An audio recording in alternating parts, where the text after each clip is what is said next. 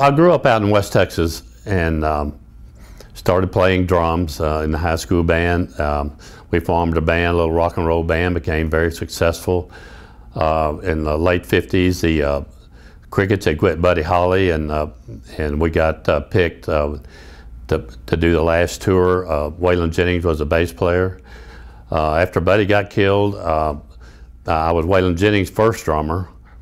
And then I did some stuff with the Everly Brothers, did some stuff with Glenn Campbell, did a couple of March of Dimes tours with Johnny Cash and Jerry Lee Lewis and the Riflemen. And in 1969, Janis Joplin's drummer was sick and got to do a couple of shows with her, so that was pretty interesting. So 1989, I kind of retired from music in the mid-70s, and 1989 we came out of retirement to do a backup show for Little Richard, and so we just kind of got started again, and now I have a blues band called Texas Blues Reunion. But music is a big part of my life. Music taught me a lot how to deal with people. You know, you can look at people, and if you're on the stage and you've got 10,000 people out there and they're not clapping their hands, there's something wrong.